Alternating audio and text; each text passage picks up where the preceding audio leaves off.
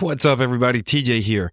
Real quick before we get started with the episode, I'm testing out a new feature called Fan Mail, which is where you can actually text me from the episode that you're listening to. So as you're listening to this, go over to the episode description, and right there at the beginning, you're going to see some text that says, send me a text message. Go ahead, click that. Let me know what you think about the podcast so far. Let me know of any questions, concerns, anything you might have. I love to hear from you.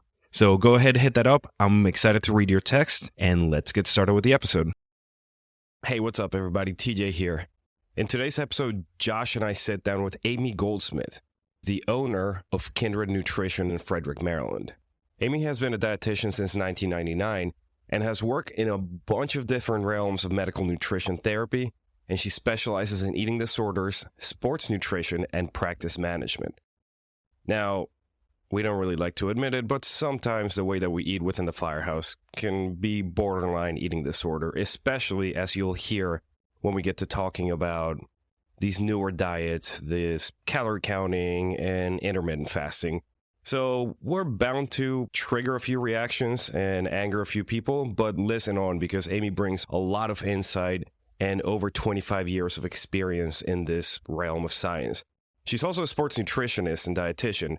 So she's been helping CrossFit athletes and firefighters and other occupational athletes reach their peak performance. Plus, she's just an awesome person. You'll hear that she has this amazing ability to just make you feel understood, but also to tell you, hey, you're eating like garbage, but in a nice way, like it's what we need sometimes. So without further ado, Amy Goldsmith from Kindred Nutrition. Welcome to the Keep the Promise podcast, where we help build resilient and well-rounded firefighters. Well, we met 8 years ago through the gym, just taking classes together in the morning and then coaching and all that. And then you bringing your background into the gym, it's cool to see what you've done for just bringing the entire membership's awareness and education level up. Through nutrition, Yeah, through nutrition. It's like in the most simplest form, like saying, hey, I need you to eat a lot more and you're going to lose weight. And their mind explodes. That was super cool to watch. I know. On so many different levels. I feel like that is one of my favorite stories because everybody has ideas about what gyms are like, right? 8 years ago, people were either totally against CrossFit or for CrossFit, right? And then a lot of the gyms would say, we're doing this and we're doing that. And I was just able to come in and say, no, eat a little bit more and eat a little bit of everything. And it was awesome to see, like, people would, right before the workout, do you remember they would be eating their applesauce? It's amazing. Yeah. The baby pouch market, I feel went through the roof for a couple months, Virginia Tech alum, right? Yes. Let's talk about your background. What's your street cred? I am a Hokie, and I hope one day that one of my kids will go there. I'm trying to push it down their throats. I have been a dietitian for almost 25 years. Every time I say that, it's mind-blowing to me because I don't feel like I'm that old. I was lucky. I knew I wanted to be a dietitian when I was about a junior in high school, although I didn't know what it was. I explained it to my mom. She worked in a hospital and said, hey, why don't you go check out what a dietitian does? And so I got to go to all these different spaces. I was able to go to like clinical space. I was able to intern with somebody who worked with Gatorade, which I thought was awesome. And then somebody who had a private practice. So back then there wasn't that many schools that had the dietetic major. Virginia Tech was one of them. I drove on campus, and as soon as I got there, I was like, I'm going here. And so I started out in the clinical world and got like a really strong clinical background. I love that stuff. I'm geeky when it comes to the biochemistry and all and that sort of thing. And then about 14 years ago, I started this private practice. And so this kind of morphed where I saw a little bit of everything at first, and now we work with sports nutrition, eating disorders, and then medical nutrition therapy. So I really like the GI, like endocrine, like the tough cases, and that's where I've been. Very cool. Yeah. Really quick aside, the first time I went to Virginia Tech, I didn't know what like a major college was. I went to go visit friends, and they got me tickets for an NC State game. And walking into the state, I'm like, this is college? Shocking. It is amazing. My husband went to Creighton. It's like in Omaha, and they're good in basketball, and he's all about Creighton. And so I was like, I'm going to bring you to a Virginia Tech football game. Loves football. Yeah. He's fine. And his eyes were like bigger than his head. Oh, we yeah, walked in, he's like, if I knew about this, I would have came here. Yeah. I'm like, yeah. So, I just kept visiting friends after that, just living vicariously through them. It was so cool. But I prepped you with a whole list of questions. And this might be like drinking through a fire hose, like with everything that we got going on here, but we're going to cover a lot of ground. I set you up for the big, what I'm going to call like the big four: cardiac disease. Half of our firefighters that die every year, cardiac disease while on duty, right? Cancer rate. We're fortunate in Maryland to have cancer presumption laws for the fire service. But when you look at the statistics, like we are exponentially higher than Gen Pop for and all different types. And then in sleep deprivation, lack of sleep, and then just the underlying theme of like just stress, mental and physical throughout all this. I want to start hitting where nutrition fits into what we do, because it's so important. And I think some people have a good idea what's going on. Other people have zero idea. I think even studies with the obesity rate in the fire service, public safety in general, is just not good. Just not good. First and foremost, there's like this subculture in the fire service of drinking like just the cheap coffee. Firehouse coffees, it's like it's its own thing. So some people are waking up 2, 3, 4 a.m. to get to work by 5, 6, 7, whatever the case may be. And then we're just mowing through caffeine. So I want to hit on a couple things.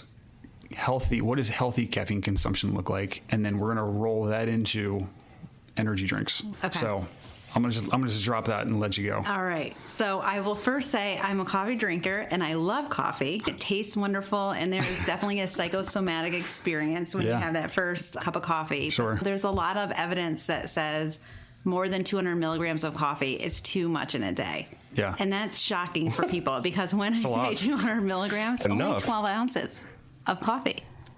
Yeah, I was thinking like the milligrams is like a higher end, but that's caffeine. As you get into drink, that goes quick. Dude, I think I have 600 in my cup right now. And the problem with coffee is you feel good when you first drink it, and then there's a letdown afterwards, right? When you move through the coffee, you feel more fatigued, you feel more tired, so it creates this vicious cycle of feeling fatigued again, and I'm going to have another cup of coffee. Yeah. It's also a diuretic, so it speeds up moving things through your body. And if you're not replacing it with appropriate hydration, water, milk, and things like that to hydrate yourself, you can get yourself into this chronically dehydrated state. And dehydration, I feel, is not talked about enough. I think so many of us are walking around and don't know that we're chronically dehydrated, right? So by the time you feel thirsty, you haven't been drinking enough. You're potentially 8 hours behind, right? Yeah. So then I feel like you're in this chronic fatigue state of, I had this coffee and it got me feeling really good, and I don't want to say high, but it does, right? And then I have this drop because I've digested it. And now I also am behind the 8 ball for my hydration. So I'm more fatigued. I'm having issues with decision making, performance, work output, all those types of things. And so to combat it, we drink more caffeine because we think we're just tired. Yeah.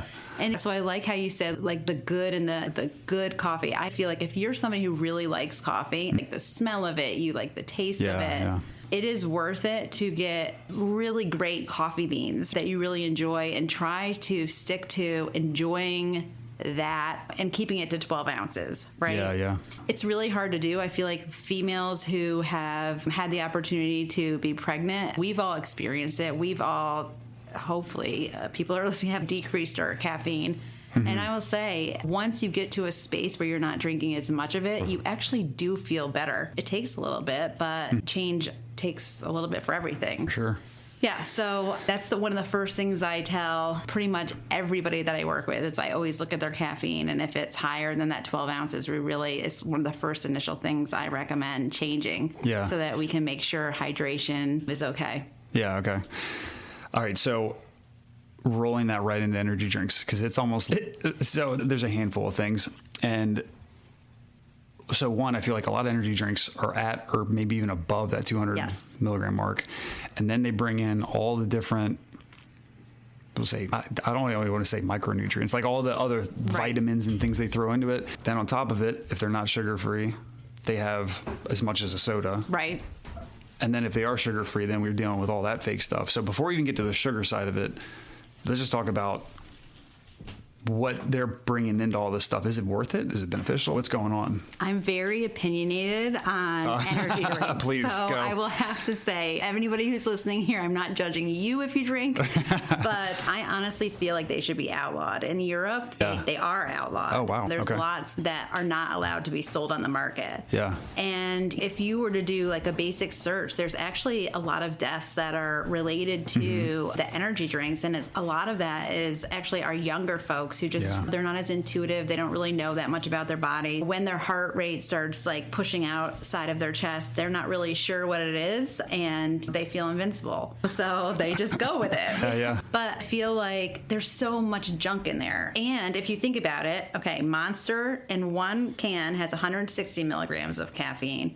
5 Hour Energy has 200 milligrams. Celsius, that's the new one. That's a new one. Oh my gosh, I'm in all the schools right now, and all of the high school athletes are telling me that they're drinking Celsius, and I'm about to pass out when they tell me that. It's starting to hit the fire department. Is it now. really? Oh yeah. That's the big That's thing. the one that looks like it's clean. It looks like a little Truly or a White Claw can. Yeah, it does. And I think that's why it's cool in the high school environment as well. Red Bull's a little bit less at 80, but then people throw vodka in it. So and then again, like Rockstar is about 160 milligrams. That's a lot of caffeine to take in a short amount of time. And when you think about it, I mean, it's a diuretic. It could boost your heart rate, right? If it increases your heart rate and you're going into a workout or you have a response to something and you start to move, like it can affect your heart in a negative way. You add dehydration to that, it could be a catastrophe. And all the other stuff that they put in it, I'm not impressed.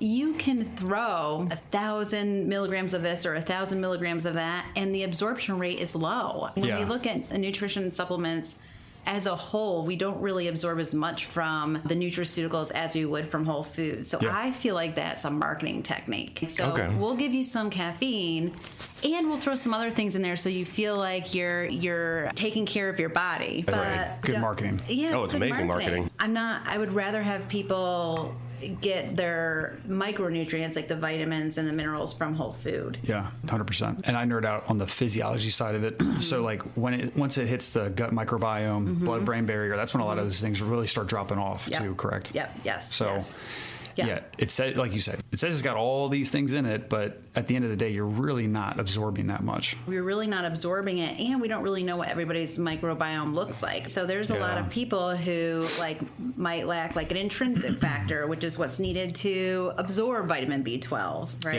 Okay. Or somebody may have celiac, and they have a really hard time absorbing like vitamin D and iron and things like that. So it's one of those things where, to me, it's not worth loading your body up on something unless you completely understand what your body, like how effective is your body at absorbing these types of things.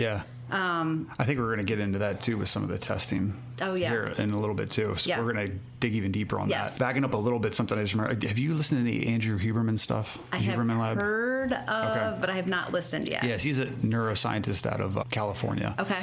And just recently, he's been going around and he's talking about like caffeine absorption and just how it binds the adenosine receptors. And listen, if you're going to do it, if you can, push it off for a little bit. Don't go at it at 0 dark 30. Wait, let your natural circadian rhythm get 5 minutes of true sunlight. Let your body naturally wake up. And then if you can push it to 10 o'clock-ish maybe, then drink your caffeine in healthy amounts. Right. And then hopefully that will push off that midday crash a little bit and then get into what you talked about. Then you can actually hydrate appropriately and not have this awful like cycle of caffeine drop, because we're bad at that in the fire service for sure. And you think about caffeine too, it does decrease your hunger cues, right? So you get up at 4 o'clock in the morning and you start drinking coffee and your body may not recognize the hunger cues. So it's, you know what, I'm going to rush anyways. I'll get something to eat in a couple hours, right? Then your body and your brain is doing all of this work and you're not fueling it. Then you also have that lack of energy coming into play. So it's just a vicious cycle. So going right into the fake sugar side of things, because that's big in just a lot of the sugary drinks, energy drinks. So within the last month, a week apart, and I don't think it wasn't like a tit for tat thing through social media. It was like literally just two separate groups talking about it. One was a doctor in acupuncture, Eastern medicine, and this stuff is awful. It's going to mess with your endocrine system, liver, like the way your body functions, the way you like take in your hunger cues. another side of it was a doctor of physical therapy, an elite, like world record holding lifter. Okay. And they were like, listen, the studies that were done were in unnaturally massive amounts on like rats and mice. And we would never take that consumption in at normal human levels. So go ahead, go for it. Mow it down. It's okay. So I'm definitely in the camp of stay away from it. And there's also different sugars too. So we have high fructose corn syrup. We have the sucralose. We have the aspartame. Go. So, there's so much out there. I love to talk about this. There are times, believe it or not, as a dietitian where I might prescribe this, but really it would only be for my diabetic patient, right? Who comes into me and says, I drink 12-ounce coffee every 2 hours with four packets of sugar, and that's because that particular person has an issue with creating insulin or using it correctly, right? Yeah. So I know that I can keep their blood sugar more stabilized if I recommended for them to use that like fake sugar. Yeah. That would be the only time I would recommend it because like you said, with the fake sugars, it's interesting, right? It's very sweet. So you get an immediate dopamine reaction. A lot of people will get an immediate dopamine reaction, a reward from that. Yeah. So the dopamine increases, and then you have this desire to have something else sweet. Now, the interesting thing is it has 0 fuel or calories in it, right? Yeah. So when you're consuming something, I'm trying to simplify this, but when you're consuming something that doesn't really have the calories in it, you're not satisfying that hunger hormone, right? So that is still elevated, and we find that most people who consume these types of things, they eat potentially about a third more than they really actually have that feel good, okay, I'm satiated, right? From that perspective, it absolutely messes with that brain-gut connection. Am I hungry? Am I full? It's been very well documented, if I'm not mistaken. Yeah. And there are people who do have negative symptoms, like when they have the aspartame and the sucralose. And I feel like if you feel a certain way when you eat a certain food, right? Like even if there's not a test to check and see if you have an intolerance to it, I would rather have people go with their gut. If you don't feel great with it, then it's not something for you to consume. So you think about the crash too, like a lot of people, I'm older than you, but like back in the day when I was going to college, fat-free was like fat-free was like super everywhere. It still is, like that stigma lasts. For sure. And then it moved to sugar-free, so everybody was using these fake sugars, but we still saw that both of those did not cure the obesity epidemic we had. It increased it. Yeah, because I think that it created an obstacle to like being intuitive, right? Yeah, You can no longer trust your hunger or your satiety cues because your neurotransmitters are completely confused from this product that has been organically changed a specific way, right? So that you don't have any calories that you're consuming. Yeah, sure.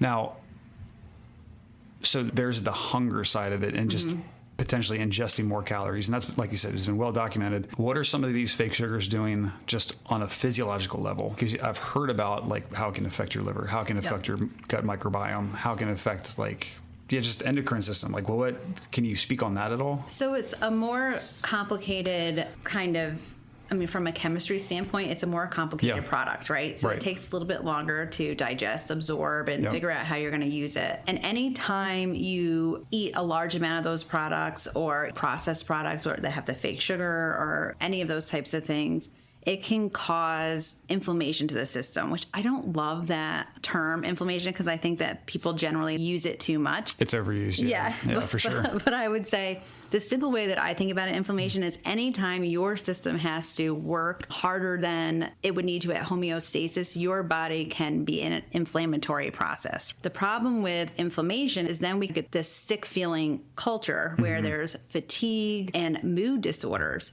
And there's actually research that shows that it can affect the glutamate neurotransmitter, which causes an increase in bipolar and mood disorders. So they're starting to do a lot more research on this, and I probably did not do the explanation justice.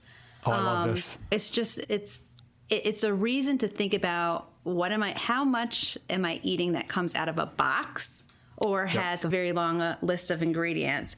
And when I think about that, how do I feel on a normal day, right? Do I go 0 to 60? And if you do, it's okay. It's not a character defect. But do I go 0 to 60 really quickly? Am I fatigued? Do I get to a space of anxiety like very quickly where I can't relax? Do I feel like burnout? It could be that what you're eating also plays a role into that. 100%. Yeah.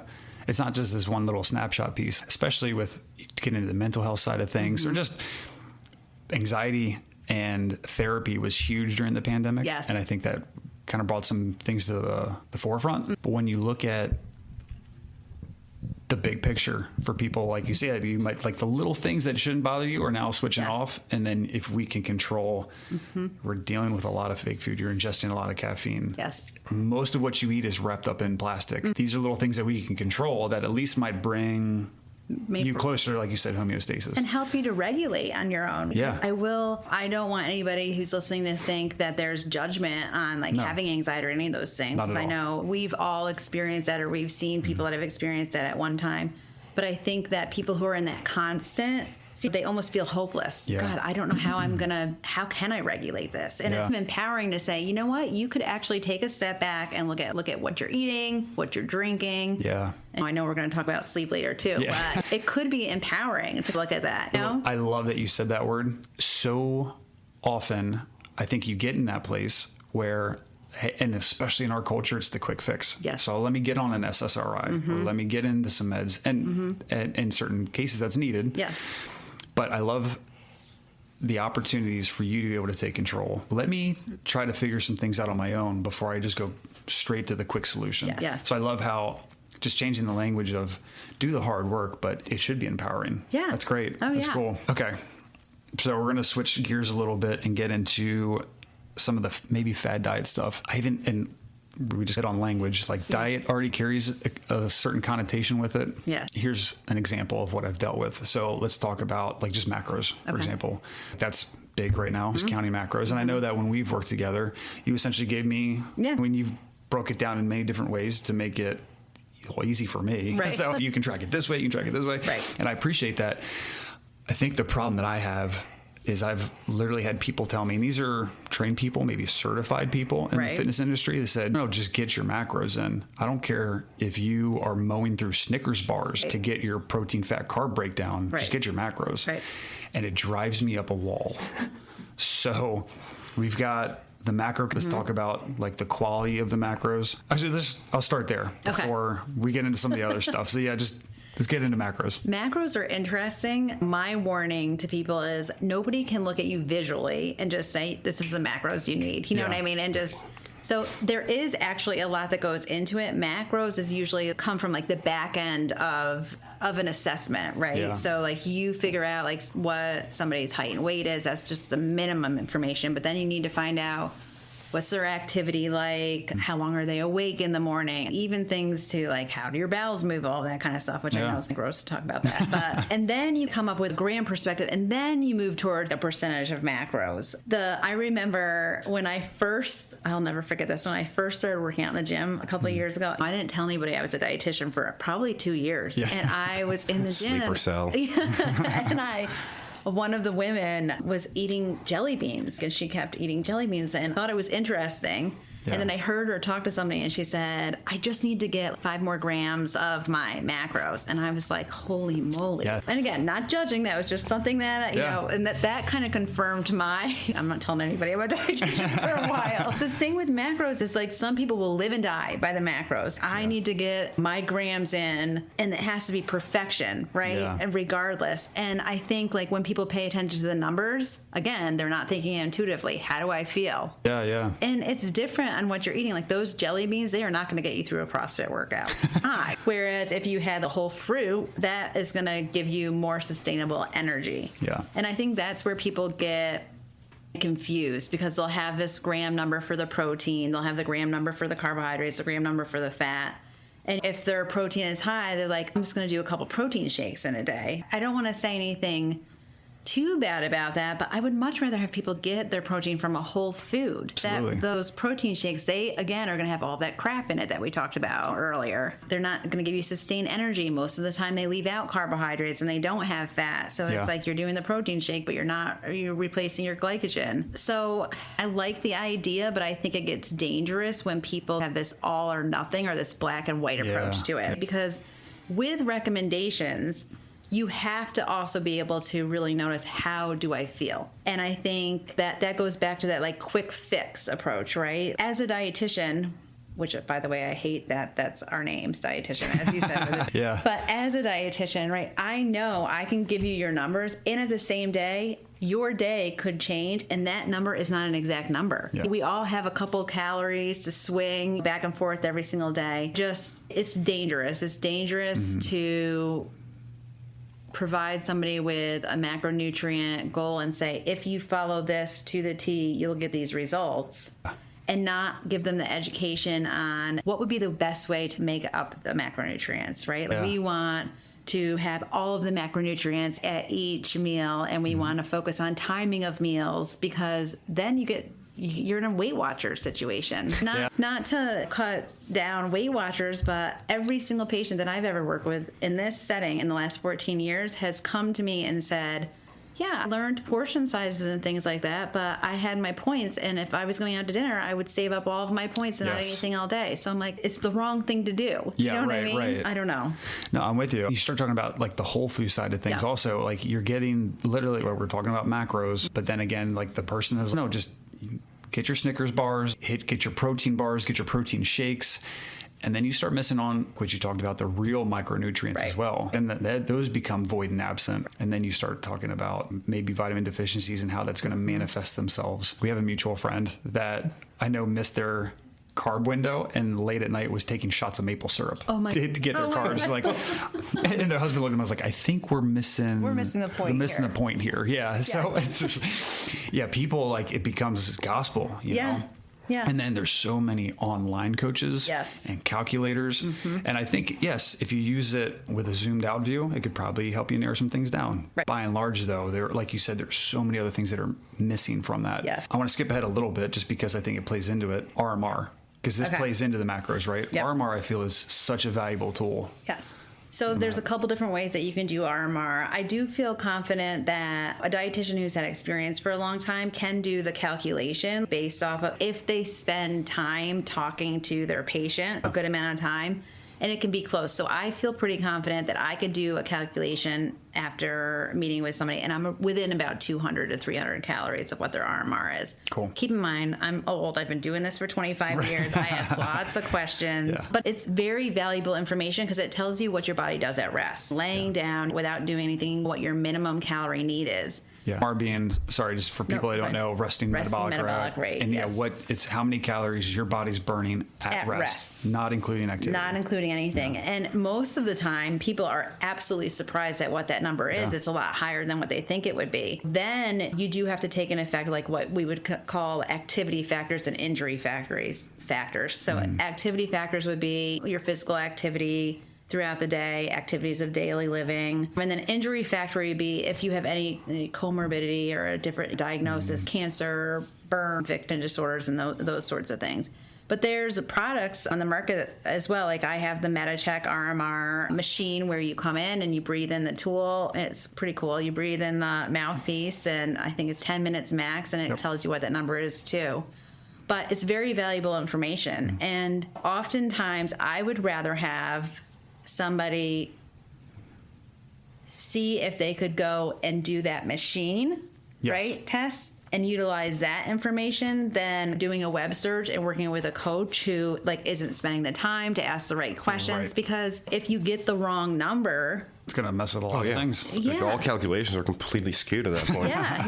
And then think about how disenchanting that is too. It's like you had the motivation to do the work, and then you're not seeing the results. Who want to give up? People come to my office all the time and they feel negative about themselves. Like, I try this and I try that, And I tell them, like, you were given the wrong information. Yeah. I would give up too. It sucks to do the work and not see the results. Yeah. You know what I mean? Yeah.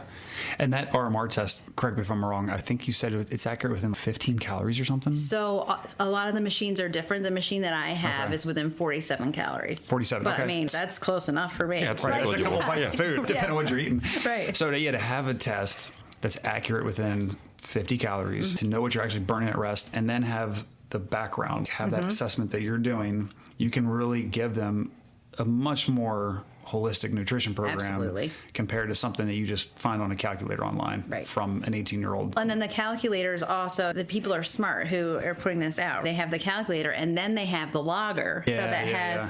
And then, so you can start logging your food, and it is now they've added the scanners, which is great, but like you can't scan bananas. So I think that does play into some of the role with some of these people thinking like, you know what, I'm just going to get this prepared meal because I can just scan it. It's easier. Do you know what I mean? Yeah. Yeah. So. Yeah, there's a lot to it. Yeah, we've seen it. Like, we've gone shopping with guys who are looking at, hey, how many calories are in this? I know you yelled at us one time for, I forget what it was. Like, lost his mind a giant because I forget what we were going off about. It was probably chili dogs or something. Oh, yeah, it's chili. It was Wiener Wednesday, probably. The great Wiener Wednesday meltdown of 2022. But yeah, like we can get into these cycles where it's just like laser focused on that number. Yep. Which, I don't know if I trust the number coming from the factory. Now I have to trust whatever scanner app I'm using. Yep.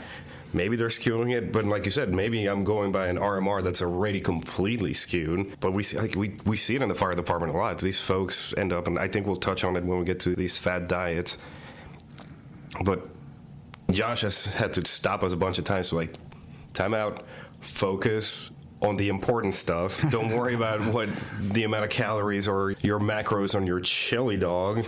Focus on the fact that you're inhaling chili dogs and possibly going to a fire afterwards. Exactly.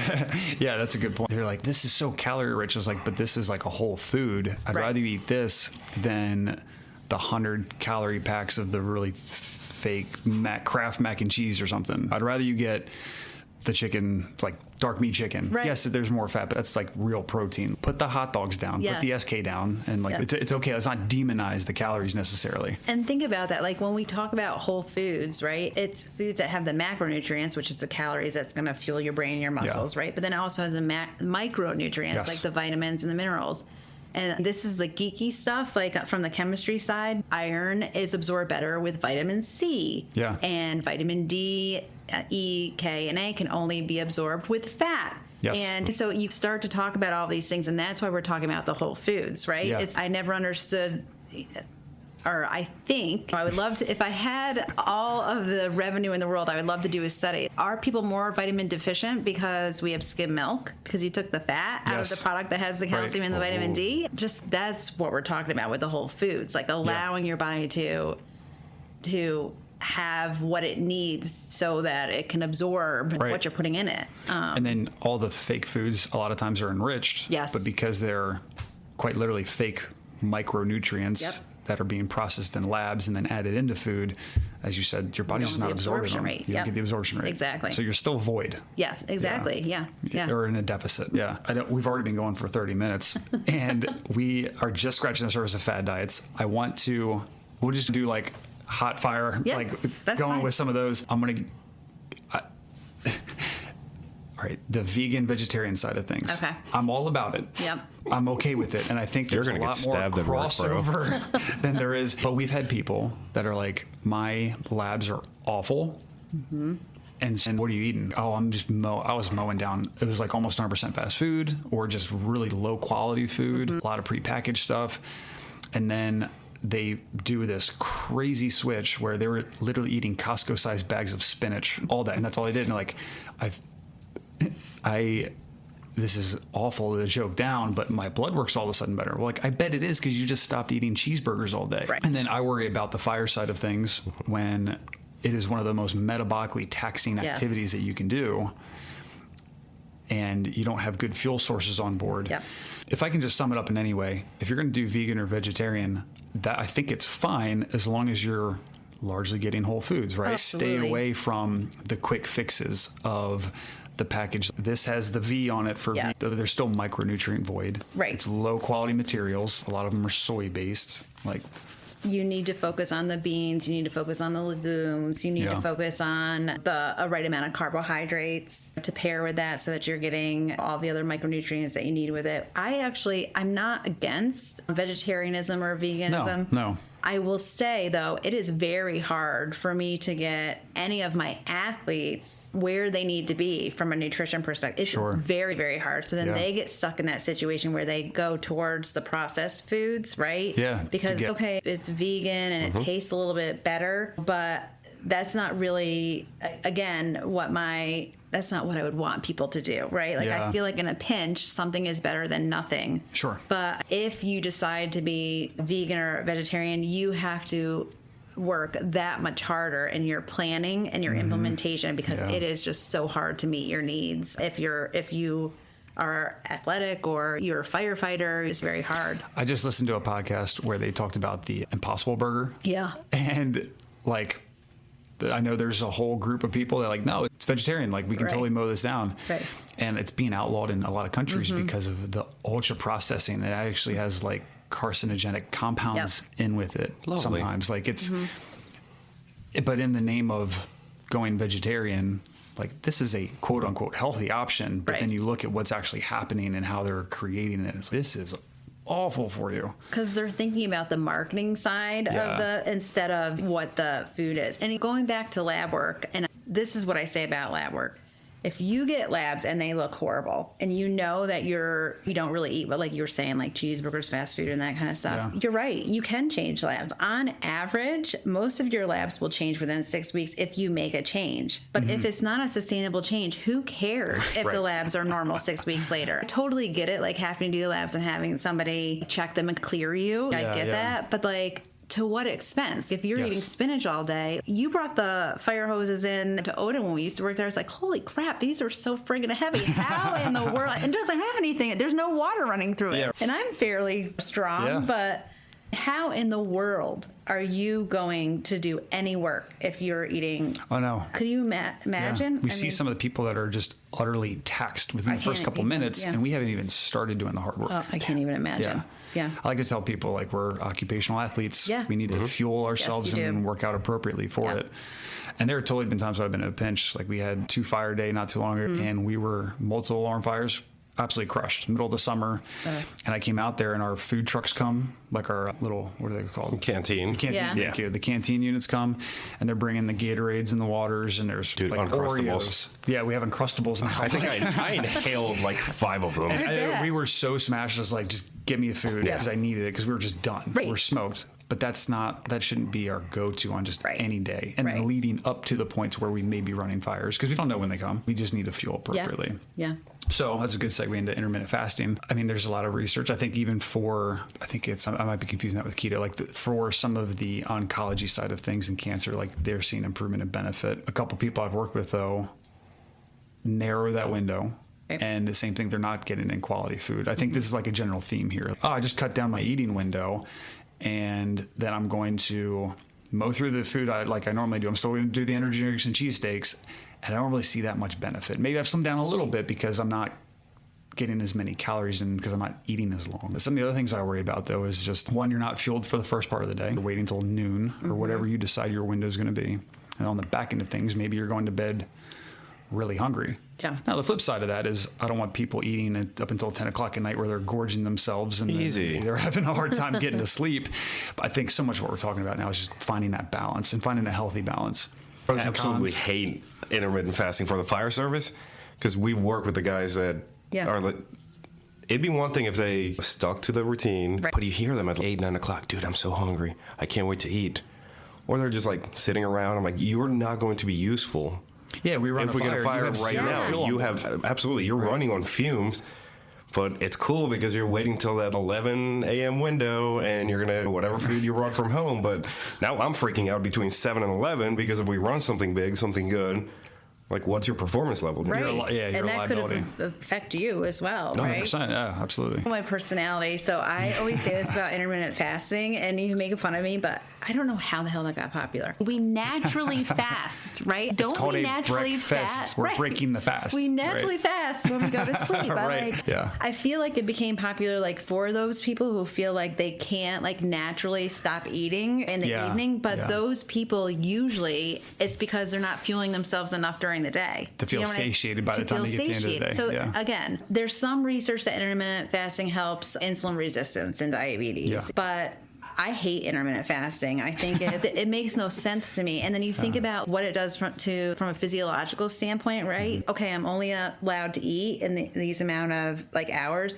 Our brain starts to monitor patterns, right? And it expects the pattern, and then all of a sudden your digestion is going to change, your gastric motility might change, you might start to be more constipated, or you might have like diarrhea because you're eating large amounts of food, and then you become dehydrated, right? Yeah. And with that, you negatively affect your gut microbiome, and when you negatively affect your gut microbiome, your serotonin decreases, you get into this inflammatory process, which you have like mood disorders. Do you know what I mean? So to me, it's a recipe for disaster, and especially for anybody who has that high workload, you all need to think of yourselves. You need to be fueled at all times because there could be an emergency at any time of the day, right? 100%. And you also need to be hydrated too. So you lose 2% of your hydration and you have delayed decision making, and that could be life or death for you guys. And it's really serious. And if you don't have the fuel to also help with your cognition and making the decisions, and then just being able to lift everything that you have to lift and moving through the fire, again, it could be life or death. Why would you put yourself in that situation? Everybody wants to come home to their families, I'm sure. Yes. And I hate to make this emotional. If that's what you want to do,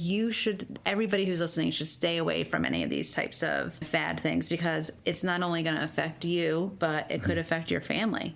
I don't think anybody who is a firefighter should be going longer than 3 to 4 hours without eating, period. No, I appreciate that honesty. I knew I would get that out of you. I appreciate that. I hate intermittent fasting. I am going to wield this like a righteous sword when I get back to work. You're like, listen, Subject the real matter deal SME said, start eating, dude. It's rife. And I know that there are studies, there's truth, lies, and statistics. There's a lot of things out there that would support intermittent fasting. And I don't want to go as far as saying like it's a sham. I'm sure there are benefits, but when you look at what we're doing for our profession, I don't think it's the right setup for what we're doing. Your profession is unique, right? Yes. And I'm sure that we could do research and you can change your sample size, you can change the place that you're doing the research. You can be manipulated to reach your hypothesis. Yeah. Oh, yeah. And again, that's just the way the world works, right? Yeah. But you are all in a unique profession where, anything that includes restriction or giving you like really black and white parameters on timing of meals, it will be detrimental to your performance. Yes. Do you know what I mean? I get it. But if you're somebody listening and you're thinking like, hey, you know what though? I am a firefighter and intermittent fasting works for me because it's the only way I feel like I can control what I'm eating. I'll validate that you have that feeling, but I would say, it is worth looking into it a little bit more. Like maybe you need to look at the day a little bit differently and try something different. And it may work just as well or better than you think the intermittent fasting. It's funny. I was working with somebody, and they were huge into intermittent fasting, and their workouts felt like crap though. And so half their meals were really great, and the other half were like, no, I'm still going to eat the cheesesteak and the energy drink. And all we did was spread out. I was like, we're going to make one small change. Yes. Just spread out your eating window by an hour or two in each direction. Yep. And then let's change the quality of the food. And just by eating for 2 more hours of the day, he's like, feel fantastic. I'm like, no shit. No kidding. Yeah. I think we keep coming back to this healthy balance, whole foods. Yep.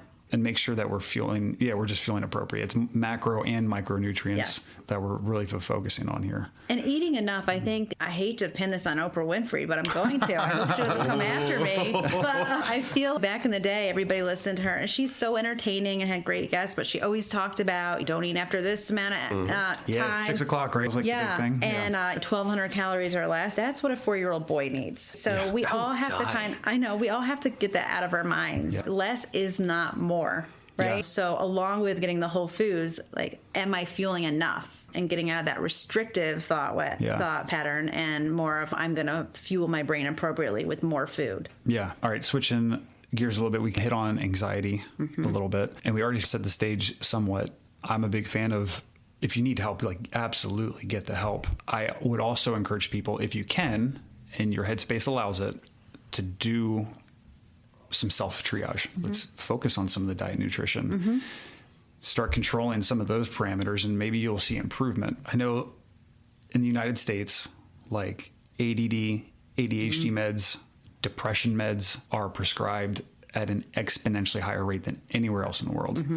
And I know I've dealt with my peers that may be on one or multiple, and that's fine if they need them, and some of them have seen benefit. Others have affected them in other ways, like the side effects of some of them are like, this is making me feel like absolute, like, numb, terrible and numb, literally and figuratively. So I don't know if this is necessarily completely in your wheelhouse, but I'd imagine there's got to be some things that we can focus on to at least see some improvement, prop up that side of things. For sure. And then maybe you can rule some stuff out. So I know you already touched on it.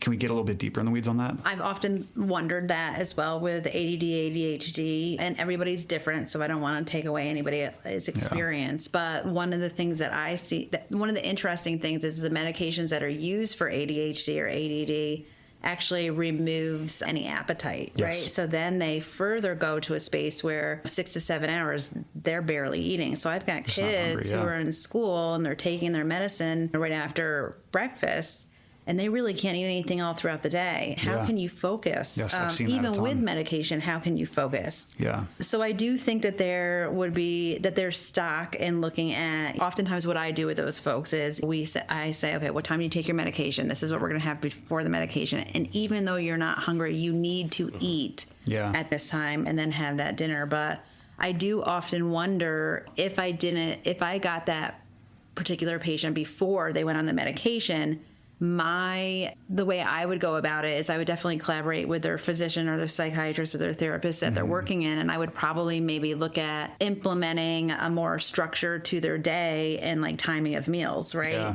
Because we know that your cognition decreases when you don't have the food. That word hangry, it came from a real thing, right? So I think it's interesting. And I think about like my eating disorder patients. So oftentimes they will be put on medication, and not all the time. But I will tell you that once their weight restored and eating more routinely and more consistently, oftentimes they're removed from that medication. That's amazing. I love that. It's super amazing. Yeah. And a really good strategy we look at is sometimes medication may be lifelong and we'll accept it. But, if it doesn't have to be, we don't want it to be. The physicians that I work with, we collaborate in that standpoint. But I think that the proof is in that pudding, right? So we know with our anorexic patients, they're severely restricting. Yeah. And so there's a lot going on from a cognitive standpoint, right? Yeah. But then it's pretty cool that soon after their weight restored and eating routinely, that when the psychiatrists I work with will start to decrease the medication and kind of wean off. And that's amazing. And it's pretty cool.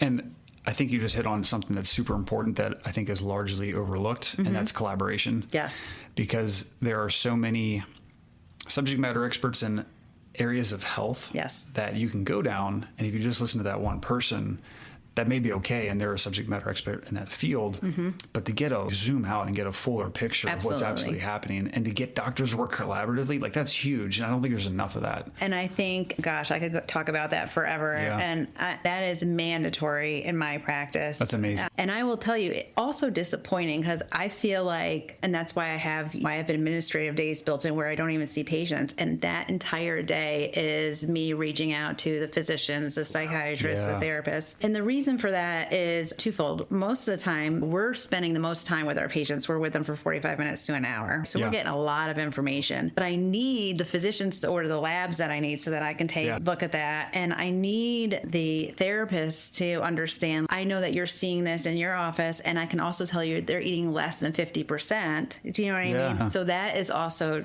changing the cognition. And then I also need to talk to like maybe even a pharmacist or other physician and say, I know you prescribed them this medication. They're not eating enough to absorb it.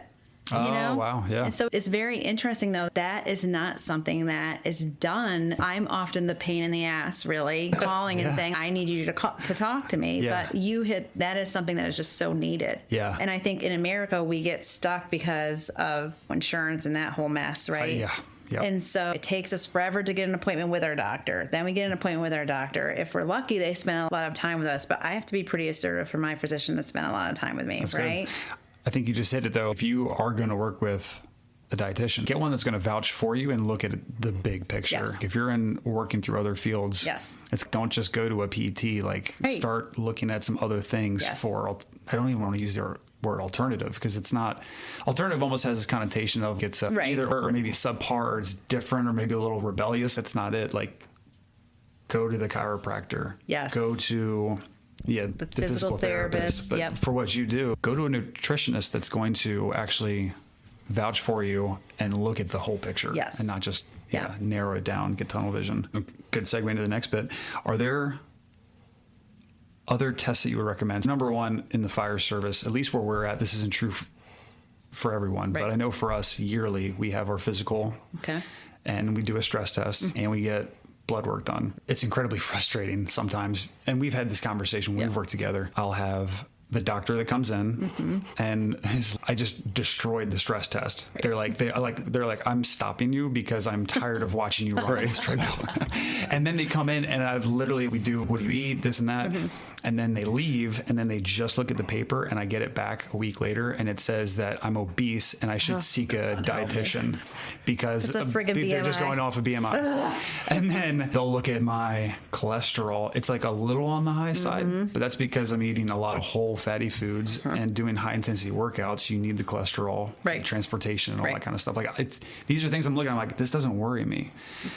So we have at least the blood panels. And if you're in a department that doesn't have them, I would say at least go get them. As you said, it's just a snapshot. It can change within a couple weeks. On top of that, though, what are some other tests that are out there that we should be focusing on? Because here's what I want to get at. We don't look at things like vitamin D levels. We don't look at hormonal levels. We don't look at allergens and how our body's responding to certain foods. Another mutual friend that we have was mowing through what she thought was really healthy food and found out she was allergic to a lot of the things that she was eating that is actually quite healthy. What are some other tests that you would maybe advocate for? It's so interesting. I shared with you, I just came back from getting my labs this morning for my physician. And do you know, so when I was talking to my physician, I'm 46 years old, which is annoying to say. Like 46-year-old women, your bodies really start to screw with you a little bit. I had asked for really everything because it's been one great. You can do a CBC, that's wonderful. It's going to tell me and you can do the comprehensive metabolic panel, and that's going to give you a snapshot of kidney function, liver function, electrolytes, vitamin D. More physicians are getting a little bit better at ordering vitamin D. Back in the day, you used to have to ask for it, and that's really important to look at. But I also, just being a middle-aged woman, asked for a full thyroid panel, and I don't just want the TSH because that doesn't tell you anything. So a full thyroid panel that's going to include T3, T4, anti-TPO. There's lots of research for women, especially, that as you get older, that your thyroid can be affected. But I don't think, I think men should be checking it too. And hormones as well, because I am 46 and my hormones are really starting to screw with me. So I want to know what my baseline is, even though, like my physician said, there's not really a way to diagnose something with hormones from a menopause standpoint, which I know. But I'm like, but I'd like to, and they do change, but I'd like to have a baseline to see. It was interesting though. I got charged $250 for my labs. Yeah. And I said, why am I getting charged? Because I have insurance. Insurance won't cover it. They won't cover those labs. But for me, I'm like, you know what? I'm going to pay for them because I take good care of my body. I try to. I would think I would be a terrible dietitian if I didn't. I try to walk the walk. And if I'm going to put this effort in, I want to have a true snapshot of what my health looks like. And I also think other tests, once you get over 45, do the colonoscopy. Ugh, especially if you guys have so much the cancer rates. Do that. I think we start at 40, and there's even some heart studies, things that we get involved with as well. Yeah. And the cholesterol is big. Now, I agree with you with the cholesterol. Lots of times, if somebody isn't experienced, they'll look at that total cholesterol number and they'll say you have a high cholesterol. I could care less about that. I'm interested in, what does your HDL look like? What does your triglycerides look like? What does your LDL look like? You want to talk to somebody who knows, who cares about that TC number. We need to know everything else. And advocate for it. And there are times that you may have to pay for it, but this is what I tell my patients all the time. Are you planning on going out to dinner this weekend? And they'll say yes. And I'll say, you're going to spend the same amount of money for your family of four. Or if I happen to notice that their nails are done and they've got the new eyelashes and those sorts of things. Just challenging the thought process. That's great. You know what I mean? Put the money in yourself, in a different way. It's an investment. It's an investment. Short term for see what your long-term health is. Joe Rogan had a great podcast just recently where he talked to somebody from the pharma company.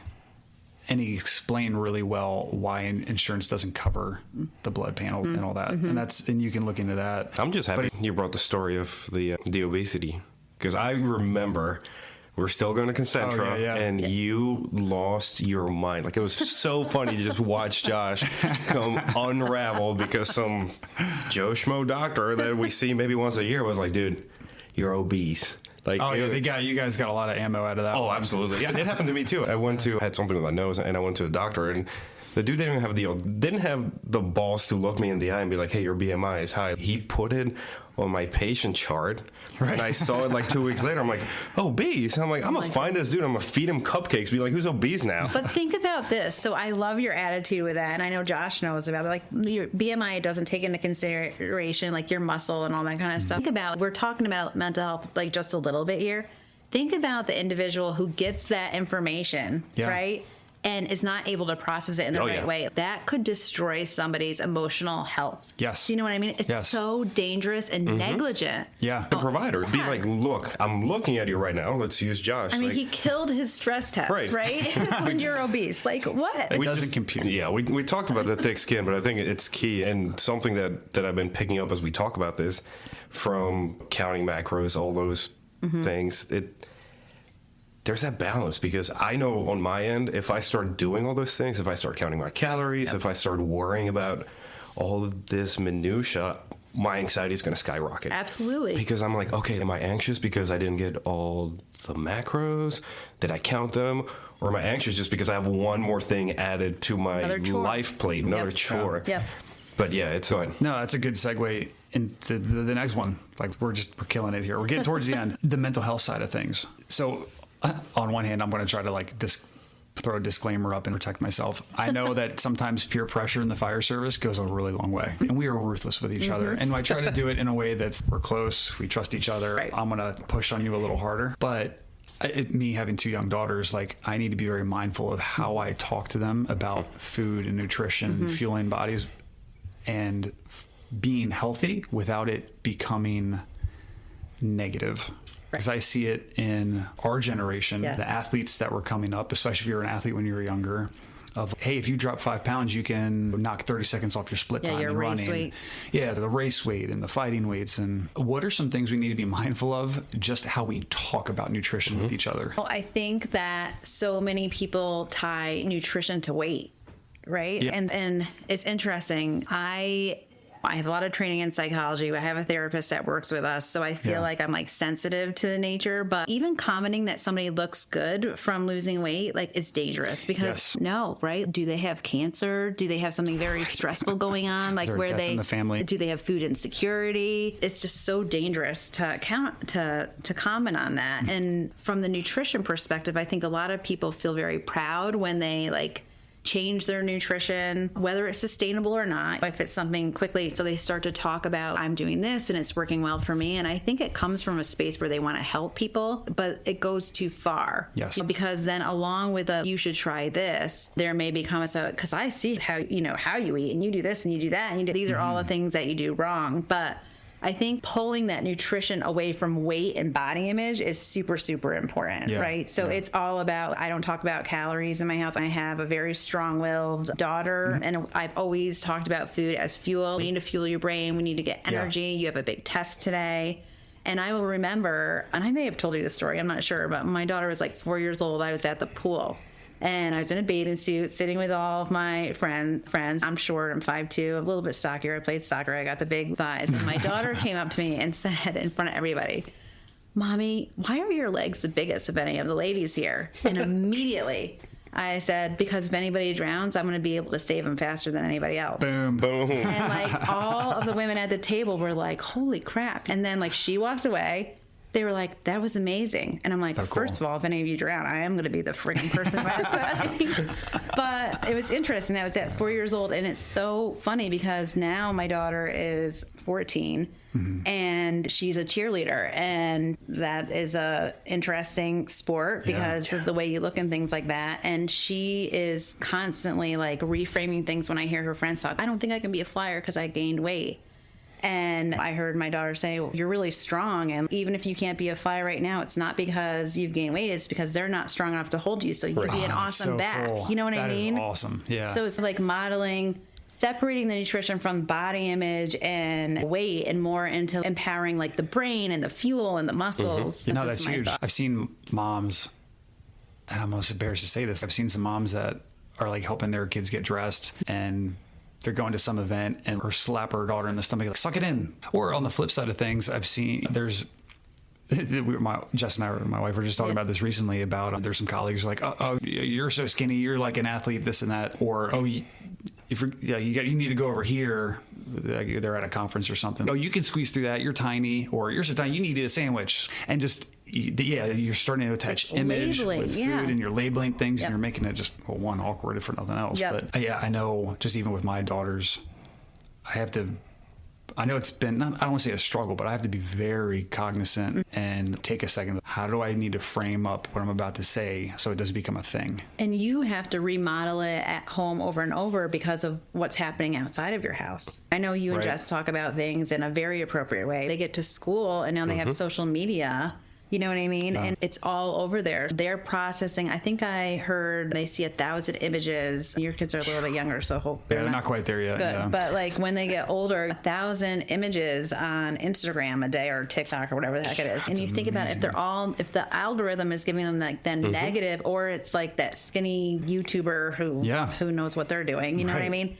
They're getting 1,000 visuals of that. And just all the filters now too. Yeah. So they don't have the prefrontal cortex to like even figure out, process what that is. Yeah. And then if that's visual, then they go shopping, right? Yeah. And they go to get their outfits and they look in the mirror and they're like, I don't look like that person. It doesn't click with that image. Do you know what I mean? So it's just, I think I try to empower every parent. It feels awkward because we didn't grow up, I'm Italian. So it's like the more you eat, the better. You know what I mean? Yeah. Who cares if you're short? You're fast as shit. You know what I mean? Yeah. That was all celebrated. I was very lucky to grow up in that environment, but not everybody does. And now the environment that our kids are growing up in, there's even teachers in middle school who are like, my daughter came home and she's on this diet and I'm on that. And of course, she's my daughter. So she had no problem going up to the teacher and telling her it was inappropriate to discuss in class, which I'm like, good for you. That's awesome. For you. Yeah. But we've got to constantly remodel that. So that's amazing. Okay. Little pivot, getting things wrapped up a little bit. Sleep. If you had, I don't want to say a cheat sheet, but if you had some best practices for sleep quality through your lens, and I'm going to prompt you with, I gave you a little bit about sleep. Like we both work in incredibly busy houses where I just last shift, if you add up all the hours that I was asleep, like 3 or 4, and that's non-contiguous hours. If I add them up, you start counting minutes. Yeah. If I get 5 more minutes, I might make it to half an hour of interrupted sleep. And then I'm a terrible napper. It is what it is. And then when I come home, maybe I can catch another 90 minutes. So over the course of everything, maybe if you add it all up, I'll get 5 hours. So we deal with that. Even if you're at a slow assignment where maybe you sleep all night, your body's still in this like alert status where it's not getting good quality deep sleep a lot of times. So it's just rampant. And then if you throw in overtime shifts and you're working for other people, we work a 24/48 schedule. So your first day off is recovering, and the very next day you're waking up early to go right back into work. Yeah, through your lens, what are some best practices? Oh, so you guys work in a profession where your circadian rhythm is manipulated all the time. It is jacked. It's not existential. Yes, you and like my nurses and doctors that I work with who do the night shift, it's tough. So you're looking at more at like cumulative sleep, like in a day, but it's hard because if you don't nap, I think it's important. From the quick and easy would be like on your days when you're off, trying to have some, and I know this is very hard, but trying to have some sort of structure to those 2 days of sleep. So it would be going to bed at the same time, waking up at the same time. Light and dark is like really important, believe it or not, which is also tricky for you guys, but that manipulates your melatonin. And so if your circadian rhythm is not doing so hot, your melatonin, your melatonin may not be increasing when it needs to increase. Finding like a dark space, low temperature, same time every night, none of the your phone and that kind of stuff. Believe it or not, though, melatonin comes naturally in vegetables and fruit. Okay. So I would say, and again, I'm like that annoying dietitian that keeps talking about whole foods, but it's another reason like to really try to focus on at least having 5 fruits and vegetables a day. And then milk has melatonin in it as well. And so I know for a lot of my athletes, I talk about protein synthesis and all that wonderful stuff that happens when we sleep. And sometimes I say having a dairy for your snack in the evening, but I think it would also be beneficial. Yeah, I do. You just hit on something that reminded me. I've seen it in the fire service, but also outside of the fire service, just in our community, where like just sleep aids. And some of the things that I worry about is you're messing with the body's natural process, number one. I see people give it to young kids, and you start to mess with this stuff. I am super wary of taking melatonin, and then especially for like kids and stuff. Is that something you would agree with? See, this is where my opinions come in a little bit, but I don't love medicine. And I know that sounds terrible. I don't want people to like hear that and be like, oh, she's against medicine. I just feel like let's try to do things as whole as we possibly can until we need medicine. And then when we are, I'm like, I'm all for it. I agree 100%. Right?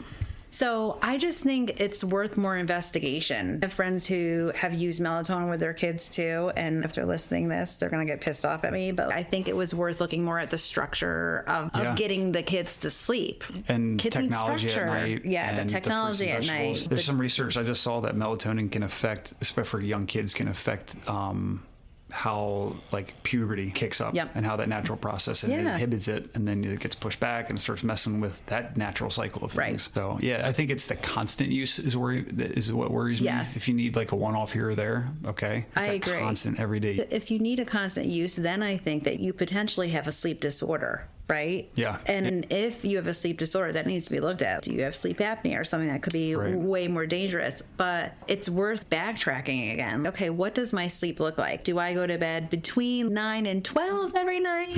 You know what I mean? Or do I have my last meal at 5 o'clock and like I can't go to sleep because I'm starving and my low blood sugar? Yeah. Or is my anxiety really high and I haven't dealt with like grounding myself and the behavioral side of things? So I do think it's worth looking into. But I think if you're listening and you say, okay, I need a sleep aid every single night, then we're thinking about, we need to really see, is there a sleep disorder? Yeah. You know what I mean? Yeah. All right. So whole foods, fruits and vegetables, at least 5 a day. Yep.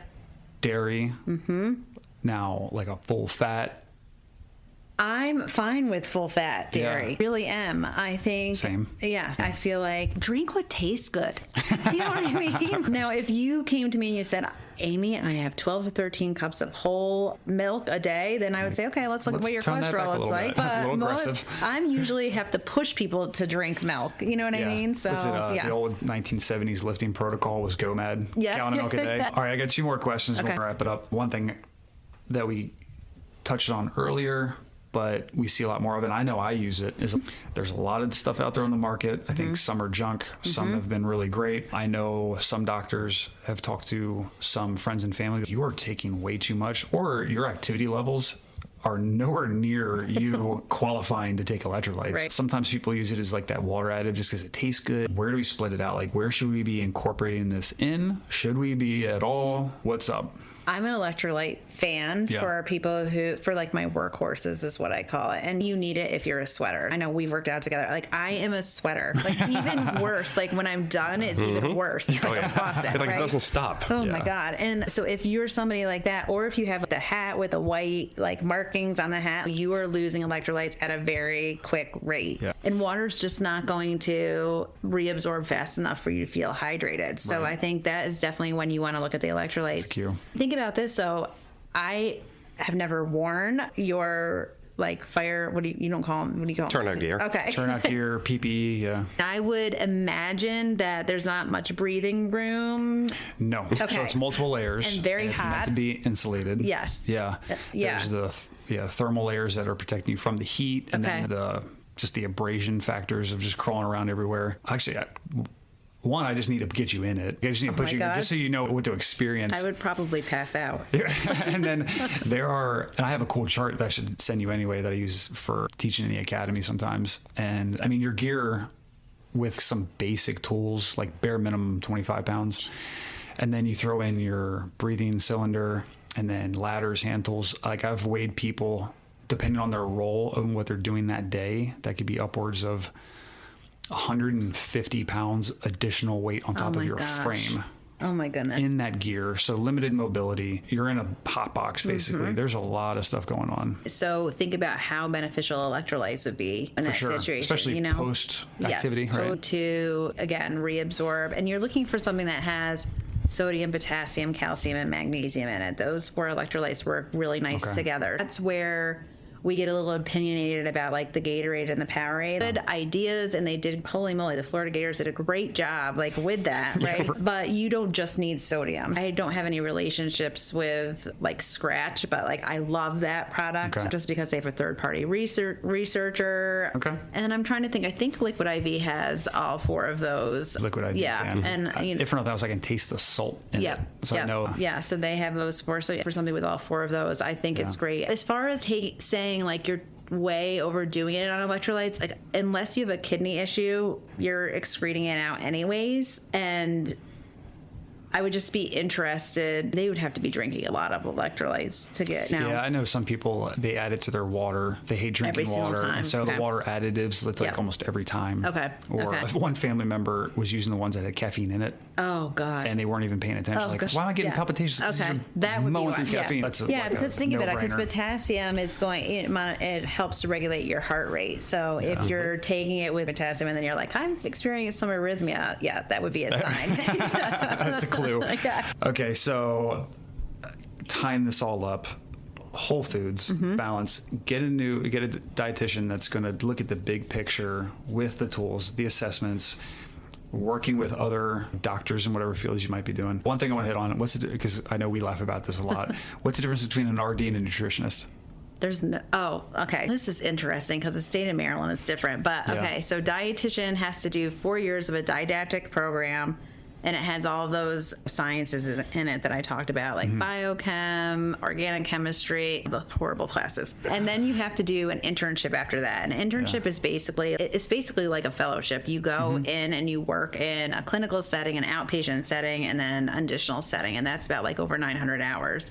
Then you take a national exam, and then you have to have 30 credits every 2 years to be able to maintain your license. And those credits have to be specialized in what you're doing. Yeah. Nutritionist is really not a protected name. So really, like, you can go on the computer and you can take a certificate test and call yourself a nutritionist. I know what I'm doing today. Me. Yeah. Technically, through some of my A stuff. Yeah. Like I took a class, and technically I'm a nutritionist. And I would say, I was a consumer protection coordinator for the state of Maryland for the dietetic program. I'm not against nutritionists, right? You can still give like information with your training, basic information, like reading food labels and looking at how do you make up a meal. the government stuff though, the myplate.gov or whatever. Yes. You have to follow that. Yeah, which, you have to. It's general. That can be a little bogus. At times. The dietitian is able to do medical nutrition therapy. So anytime that you're counseling somebody and it has a specific like disease or physical change, that's where it comes in. Now I will say the state of Maryland is interesting because you can be a nutritionist and you can file for a license and get a dietitian nutrition title. So you just need to be careful about that. That's good. It's good to know. Just know who you're going to see. Yeah, I know I've heard some crazy cases just throughout the nation of people claiming one thing or another, or Carolina was one where I was giving out actually really great information, but because he didn't have the background, they went to hang him. Oh, it was. Yeah, I think North Carolina, Florida, Missouri has had some like pretty big cases. Yeah, that's good to be mindful of when people start looking at this. So you have given me, like, we covered a lot of ground. You've given us so much good information, and all it's done is my mind's on fire with all the things we got to do next time. If we do this again, I have so many more questions I want to ask. Before we wrap it up, you have anything? No, it's been wonderful. Just watching you guys go back and forth and checking the boxes of the things that I'm doing, and I'm in my mind like, oh God, I got to change a bunch of things. But no, it's been eye-opening. You bring a wonderful perspective, especially when it comes to the world of firefighting, given obviously your experience and having the gym experience and being able to tie it in. You walk the walk. Yeah, exactly. You walk the walk. This is something that we neglect a lot. It's normal we have Wiener Wednesdays, we have Pizza Friday, we have Mexican Monday. Like, we go by what tastes good, what's cool, not by what's going to actually fuel us. And it's a fight that I feel it's a generational thing right now within the fire service. We're seeing a lot more of the intermittent fasting and the keto and the vegetarians and vegans. You put a vegan in a firehouse 20 years ago, they'd get laughed out of there. So I think we're heading the right direction, and it's so good having the real scientific experience and knowledge to fortify what we know works and the things that we need to take back. So I'm really appreciative. Thank you so much. Absolutely. I know you have a big presence, not just here in Maryland, but just with everything you do. If people wanted to check out what you got going on, how can they find you? So you can find me on my website, which is www.kindrednutrition.com. And you can get in touch with me there. So anytime it says contact us, the email goes directly to me. You can also call me 301-580-0008. And I tell everybody, I know, nobody does that. But I do tell everybody, if you are listening to this, I do lots of podcasts and things like that. I'm huge. I really do outreach. If you're listening to this and you're thinking, hey, I think I do need help and I don't live in Maryland or whatever, call me. I have a huge network. I will get you help. I would rather have people get the help they need. I would love to advocate and help them with that. That's awesome. Don't be a stranger. Yeah. And then you have a social media presence also. Yeah, social media. And the podcast. Yep. So my podcast is Don't Be Foodish. My Instagram is Kindred Nutrition _Frederick. And I have Facebook too, but I don't even know what that is. It's probably Kindred Nutrition. I know we're so old. Facebook's kind of I don't think anybody looks at Facebook anymore.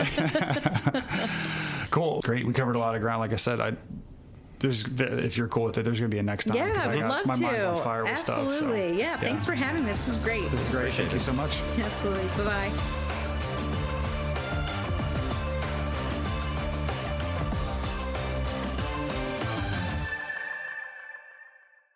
Hey guys, TJ again. That episode was awesome. I learned a ton, and I had to look within myself and realize that I have a lot of things to change when it comes to my diet, and most importantly, my hydration.